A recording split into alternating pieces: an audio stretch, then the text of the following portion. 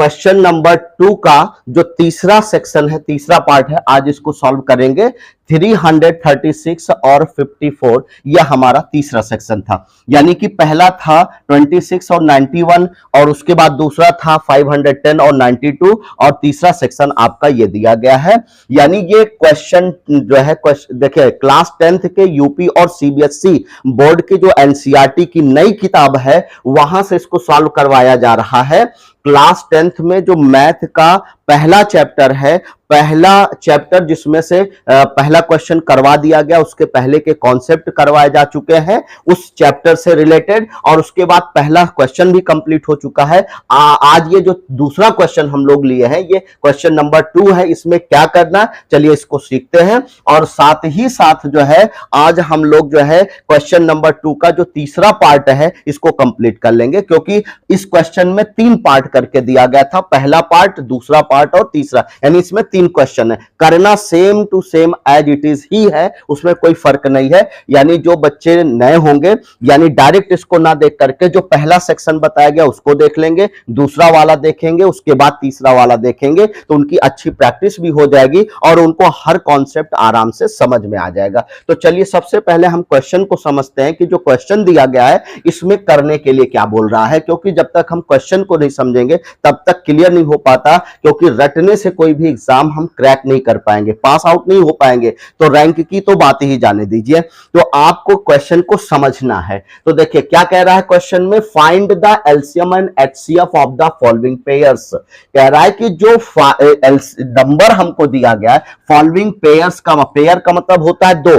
जैसे यहां पर देखिए 2 नंबर दिए गए, 26 और 91, 26 और 91, दूसरा 510 और 92, 336 और 54, ये दो नंबर दिए गए, एक साथ 2 नंबर दिए गए हैं। मतलब जो 2 नंबर होता है, 2 नंबर का सेट, उसे हम क्या कहते हैं, पेयर कहते हैं। और ये जो नंबर्स होते हैं इनको हम इंटीजर कहते हैं। देखिए यहां पर एक वर्ड आया हुआ है इंटीजर। इंटीजर का मतलब ऐसी संख्याएं जो पॉजिटिव नंबर भी हो और नेगेटिव नंबर भी हो सकती हैं, जैसे +1, +2, +3, +4, +5, +6, ये हमारे जो है पॉजिटिव इंटीजर कहे जाते हैं। और -1, -2, -3, -4 ये क्या होते हैं, ये हमारे नेगेटिव इंटीजर्स होते हैं, जिसको हिंदी में पूर्णांक कहा जाता है। हिंदी में क्या कहते हैं, पूर्णांक कहते हैं। यानी कि ऐसे अंक जो पूर्णतः कंप्लीट अंक माने जाते हैं, लेकिन वो नेगेटिव भी हो सकते हैं और पॉजिटिव भी हो सकते हैं। धनात्मक संख्याएं भी होती हैं और नकारात्मक संख्याएं भी, ऋणात्मक संख्याएं भी होती हैं, जिनको हम क्या कहते हैं, इंटीजर कहते हैं।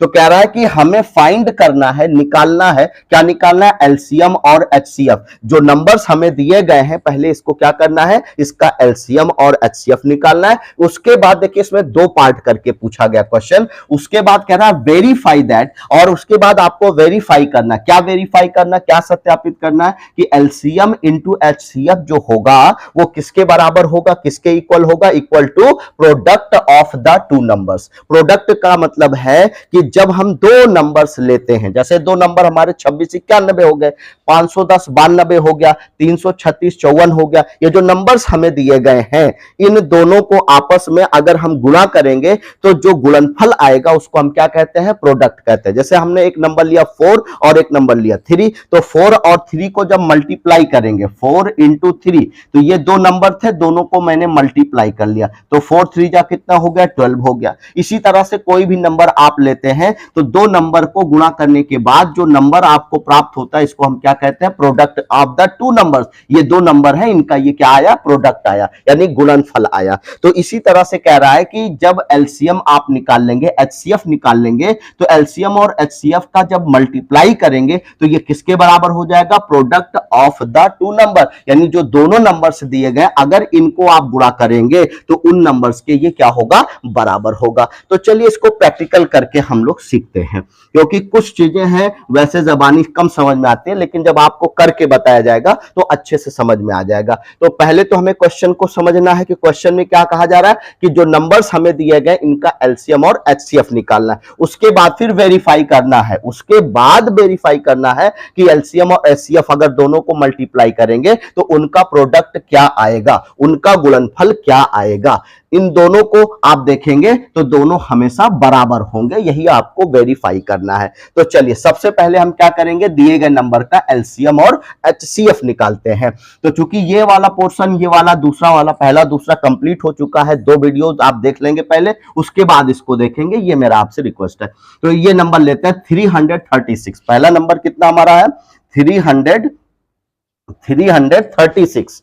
पहला नंबर हमारा कितना है 336। ये हमारा जो है ये हमारा पहला नंबर है 336। और दूसरा नंबर हमारा कितना दिया गया है 54 दिया गया है 54, ये हमारा दूसरा नंबर है। तो किसी भी नंबर्स का अगर हमें एलसीएम और एचसीएफ निकालना हो तो सबसे पहला काम क्या करेंगे, उसके प्राइम फैक्टर्स करेंगे। अब प्राइम फैक्टर कैसे किए जाते हैं, देखिए इस तरह से हम इसका क्या करेंगे, प्राइम फैक्टर पहले इसका करते हैं, फिर उसके बाद 54 का करेंगे, ठीक है।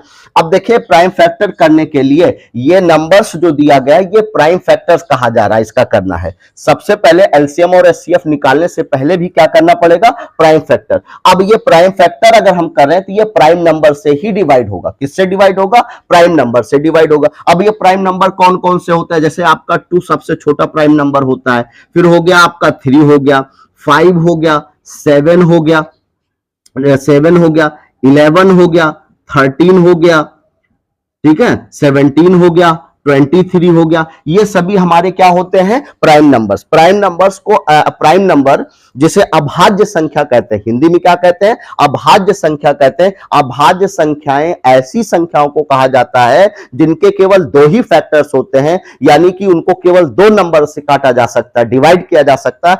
एक तो 1 होता है और दूसरा वो स्वयं होते हैं। जैसे अगर हमें 2 को डिवाइड करना है तो 2 किससे डिवाइड हो सकता है, 2 अपने आप से डिवाइड हो सकता है या 1 से डिवाइड हो सकता है। इसी तरह से अगर हम 3 की बात करें तो 3 अपने आप से डिवाइड हो सकता है और 1 से डिवाइड हो सकता है। 5 की बात करें तो 5 अपने आप से डिवाइड हो सकता है और 1 से डिवाइड हो सकता है। तो ऐसे नंबर्स को हम प्राइम नंबर कहते हैं, अभाज्य संख्या कहते हैं, जो केवल जिनके 2 ही फैक्टर्स होते हैं, केवल 2 ही संख्याओं से वो डिवाइड हो सकते हैं, कट सकते हैं। वो एक तो खुद होती है और एक होता है 1, ठीक है। तो इस तरह के नंबर्स को क्या कहा जाता है, प्राइम नंबर यानी अभाज्य संख्या कहते हैं। आई होप कि ये पॉइंट आपका क्लियर हो गया होगा। तो चलिए अब इसको जो है हम लोग सॉल्व करते हैं।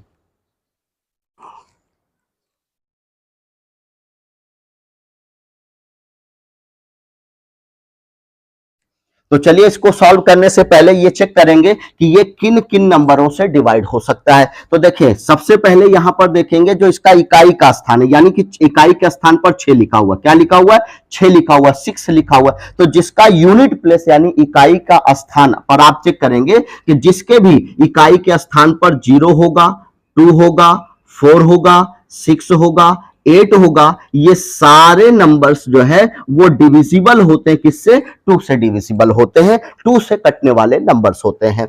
यानी कि इसके अंत में यानी जो इकाई का स्थान है यहां देखें तो 6 लिखा हुआ है। तो जब किसी भी इकाई के स्थान पर यूनिट प्लेस पर, वंश प्लेस पर क्या होगा, 2, 0 होगा, 2 होगा, 4 होगा, 6 होगा, 8 होगा, तो वो किससे डिवाइड होगा, वो किससे कट सकता है, 2 से कटेगा। तो यहां पर देखिए यहां 6 है, तो इसका मतलब ये नंबर किससे कटेगा, किससे डिवाइड होगा, 6 से, सॉरी ये जो है 2 से डिवाइड होगा।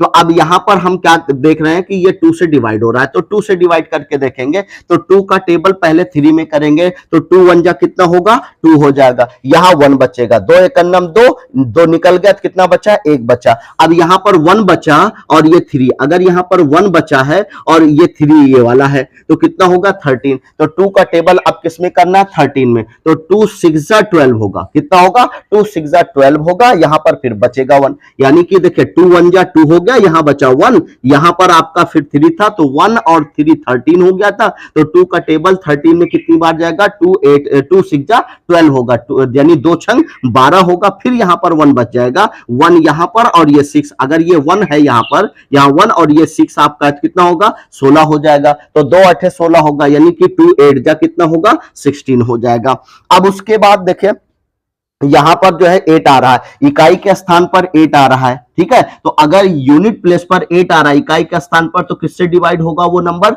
2 से डिवाइड होगा। तो इसको भी हम 2 से डिवाइड करेंगे। तो 2 से डिवाइड करेंगे तो 2 का टेबल 1 में नहीं जाएगा, तो डायरेक्ट 16 में करेंगे। तो 2 8 जा कितना होगा? 16 हो जाएगा। अब 2 का टेबल 4 में 8 में कितनी बार जाएगा? 4 टाइम। तो 2 4 जा कितना हो जाएगा? 8 होगा, यानी 2 चौके 8 हो जाएगा। अब चलिए अब इसको देखिए, यहां पर यूनिट प्लेस पर कितना आ गया? 4 आ गया। तो अगर 4 आ रहा है तब भी वो किससे डिवाइड होगा? 2 से डिवाइड होगा। तो यहां पर जो यहां पर आप क्या करेंगे? देखिए 2 से इसको डिवाइड करेंगे तो 2 का टेबल 8 में कितनी बार जाएगा? 2 4 जा 8, 2 4 जा 8, यानी कि 4 बार गया। अब उसके बाद 2 का टेबल 4 में कितनी बार जाएगा? 2 2 जा 4 हो जाएगा, यानी कि अब आपका 42 आ गया। अब ये देखिए इसके इकाई का स्थान पर कितना आया? 2 आया। तो 2 आ रहा है तो ये भी 2 से डिवाइड होगा। तो चलिए इसको फिर से 2 से डिवाइड करें। 2 2 जा कितना होगा? 4, 2 1 जा 2 हो जाएगा। अब 21 आ गया। अब देखिए अगर 21 आ गया, 21 आ गया, तो अब ये जो है 3 से डिवाइड होगा, क्योंकि अगर आप देखें 3 का टेबल करके, तो 3 का टेबल करने पर, 3 का पहाड़ा पढ़ने पर 21 आता है, 21 आता है, तो ये 3 से डिवाइड होगा। तो 3 7 जा कितना हो जाएगा? 21। अब देखिए यहां 7 आ गया। तो अब अगर ये 7 आ गया तो ये 7 एक प्राइम नंबर होता है। 7 प्राइम नंबर होता है तो 7 किससे कटेगा? या तो 1 से कटेगा या खुद से कटेगा। तो ये जो है 1 से हमें काटना नहीं है, तो डायरेक्ट किससे काटेंगे? 7 से काटेंगे। तो 7 से 7 1 जा 7, यानी कि 336 का जब आपने प्राइम फैक्टर किया तो 2 into 2 into 2 into 2 into 3 into 7 आ गया। अब इसी तरह से आपको 54 का जो है क्या करना है? प्राइम फैक्टर कर लेना है। तो प्राइम फैक्टर करेंगे, देखिए यहां पर 4 आ रहा है, यूनिट प्लेस पर इकाई के स्थान पर 4 आ रहा है, इसका मतलब ये 4 आ रहा है, इसका मतलब ये कि जो है 2 से डिवाइड होगा। तो चलिए 2 से डिवाइड करेंगे। तो 2 से डिवाइड करेंगे, 2 2 जा कितना हो जाएगा? 4, यहां पर 1 बचा। अब ये 1 है, ये 4 है, तो 14 हो जाएगा। 1 यहां है और ये 4, तो 14 हो जाएगा। तो 2 का टेबल 14 में कितनी बार जाएगा? 2 7 जा 14, 2 7 14 हो गया। अब उसके बाद 27 आ गया। अब ये 3 से डिवाइड होगा, ना कि 2 से, क्योंकि आप देखिए इसके यूनिट प्लेस पर जो है 7 आ रहा है, इसमें कहीं भी 7 नहीं आ रहा है, इसका मतलब है कि ये 2 से डिवाइड नहीं होगा। अब ये किससे डिवाइड होगा? 3 से डिवाइड होगा। तो 3 का टेबल 27 में, 3 9 27 होता है, 3 9 जा 27 होता है, ठीक है। तो ये 9 टाइम जाएगा। अब देखिए 3 से फिर ये डिवाइड होगा, तो 3 3 जा कितना होगा? 9 हो जाएगा। अब ये फिर 3 से डिवाइड, 3 आ गया, तो 3 1 जा 3 आया, यानी कि 54 के ये सारे प्राइम फैक्टर आ गए और 336 के ये सारे प्राइम फैक्टर आ गए। अब क्या करना है? सबसे पहले कहा गया था हमें कि जो नंबर्स दिए गए हैं उनका हमें फाइंड करना। क्या फाइंड करना है? एलसीएम और एचसीएफ। तो एलसीएम और एचसीएफ फाइंड करने के लिए, एलसीएम और एचसीएफ फाइंड आउट करने के लिए सबसे पहले हमें प्राइम फैक्टर करना पड़ता है। अब प्राइम फैक्टर तो हमने कर लिया, अब क्या करेंगे? इसको जो है जितने भी इसके प्राइम फैक्टर आए हैं पहले उसको नोट डाउन करेंगे। तो 336 के कितने प्राइम फैक्टर आए? देखिए 336 का जो प्राइम फैक्टर आया वो कितना आया? 2 आया, 2 इंटू कितना आया? 2 आया, फिर इंटू कितना आया? 2 आया, फिर इंटू कितना आया? 2 आया, फिर इंटू कितना आया? 3 आया, फिर मल्टीप्लाई में कितना आया? 7 आ गया, ठीक है। तो 2 मल्टीप्लाई में 2, फिर मल्टीप्लाई में 2, फिर मल्टीप्लाई में 2, फिर मल्टीप्लाई में 3, फिर मल्टीप्लाई में 7, ये इतने आ गए। अब इसी तरह से जो आपके ये वाले नंबर्स है 54, इसका जो कॉमन फैक्टर वो आया है, पहले प्राइम फैक्टर आया है, उसको आप नोट करेंगे। तो कितना था? 54 अगर आया है तो 54 का प्राइम फैक्टर, किसका? 54 का प्राइम फैक्टर निकालेंगे। तो ये निकाला जा चुका है, तो कितना आया? देखिए 2 आया है, तो 2 को 2 के नीचे लिख लेंगे। अब उसके बाद देखिए यहां पर 3 आ गया, फिर 3 कितनी बार आया? 3 बार आया, तो 3 सिर्फ हमारा यहां पर आया है, तो आप यहां पर जो है इसके नीचे लिख लीजिए। बाकी जो बचा हुआ है, अब ये जो बचा हुआ है आप इसके पहले भी लिख सकते हैं, इसके बाद भी लिख सकते हैं, कहीं भी लिख सकते हैं। तो यहां पर बचा कितना? एक ये है, फिर बचा कितना? ये आपका 3 है। अब ये सारे नंबर्स जो आपने लिए थे, अब क्या करेंगे? इसका एलसीएम निकालेंगे। एलसीएम कैसे निकलता है दोस्तों? एलसीएम निकालने के लिए सबसे पहला काम करेंगे, जो नंबर्स हमें मिले हैं, जो प्राइम फैक्टर हमने किए हैं, उनमें देखेंगे कि कॉमन फैक्टर, कॉमन नंबर कौन सा है। तो देखिए कॉमन नंबर निकालने के लिए देखिए यहां पर जो है, देखिए यहां पर आपका ये 2 है, ये तो देखिए कॉमन क्या होता है, कॉमन ऐसे नंबर्स को कहा जाता है जो इसके भी फैक्टर में हो और इसके भी फैक्टर में हो। तो यहां देखिए 2 था, यहां भी 2 था, तो यहां पर 2 क्या हो गया, ये कॉमन हो गया। तो इसे एक बार नोट डाउन कर लेंगे, इसे एक बार नोट डाउन करेंगे। फिर बचा हुआ नंबर आप देखिए कौन सा कॉमन आ रहा है, ये कॉमन आ रहा है, यहां पर 3 आ रहा है, तो इसको आप नोट डाउन कर लेंगे 3। अब बचे हुए नंबर में फिर देखेंगे कॉमन कौन सा आ रहा है। अब देखिए 2 यहां पर था लेकिन यहां पर कहीं 2 नहीं था, यहां 3 था तो कॉमन हो गया, लेकिन अब यहां 3 है लेकिन यहां पर कॉमन नहीं मिल रहा है। कॉमन का तो जो यहां पर भी हो और यहां पर भी हो, दोनों में हो, दोनों लाइनों में हो, उसे हम कॉमन कहते हैं। तो कॉमन हमारा 2 यहां से आ गया और 3 यहां से आ गया। बाकी जो बचा नंबर होगा उसको आपस में मल्टीप्लाई करके लिख लेंगे। तो ये 2 आपका यहां से बचा, इसको नोट डाउन कर लेंगे। फिर ये वाला 2 बचा, इसको नोट डाउन। फिर ये 2 आपका बचा, इसको नोट डाउन। फिर उसके बाद 3 बचा है, इसको नोट डाउन कर लीजिए। फिर उसके बाद यहां 7 बचा है, इसको नोट डाउन कर लीजिए। यही हमारे क्या हो जाएंगे, ये सारे नंबर्स हमारे जो है अब एलसीएम हो जाए। इनको आपस में मल्टीप्लाई कर लीजिए, जो भी आएगा वो आपका क्या हो जाएगा, एलसीएम। चलिए मल्टीप्लाई करके देखते हैं कि इसका मल्टीप्लीकेशन कितना होगा। 2 को 3 से, 3 के जो आएगा फिर उसको 2 से, फिर जो आएगा उसको 2 से, फिर उसको 2 से, उसको 3 से, फिर उसको 3 से, फिर उसको लास्ट में 7 से मल्टीप्लाई करना है। चलिए इसको करके देखते हैं। लोगों ने मल्टीप्लाई करके देखा तो इन सारे नंबर्स को जब आपस में मल्टीप्लाई किया तो कितना आ गया, 3024। कितना आया, 3024। अब उसके बाद एचसीएफ निकालते हैं।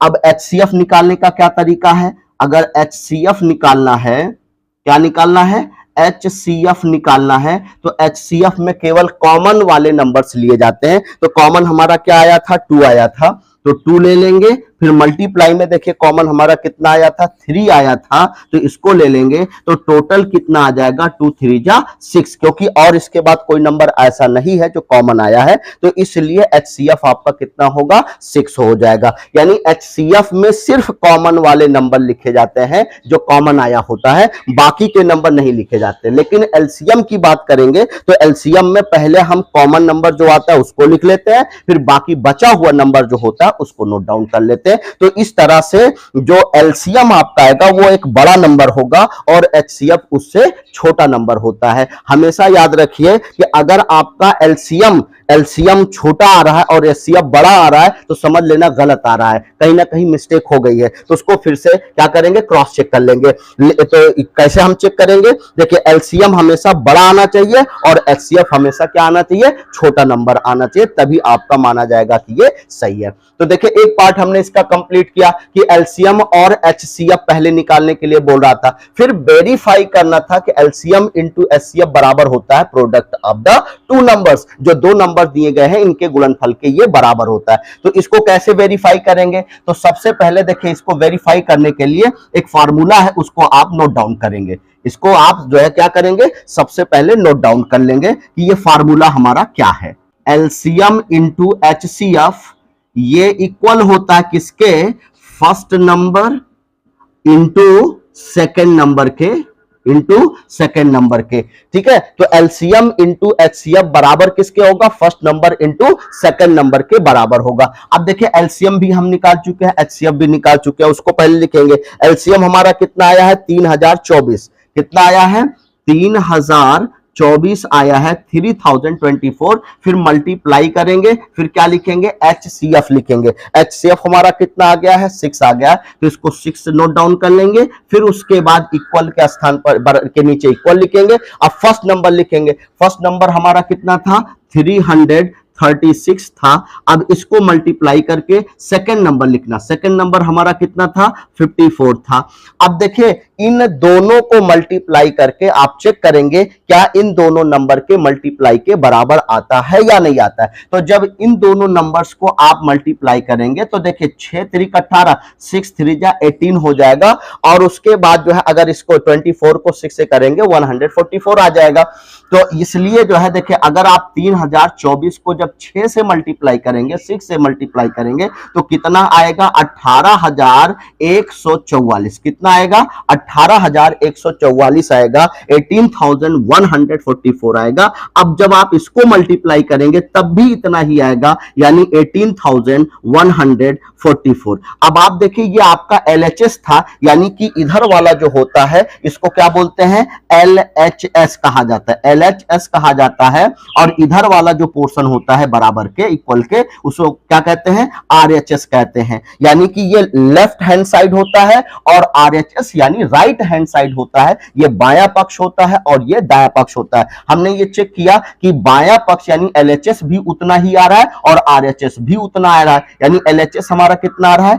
18,144 और RHS कितना आ रहा है? वो भी उतना ही आ रहा है। इसका मतलब दोनों क्या है? दोनों साइड हमारे इक्वल है, इसलिए ये क्या हो गया?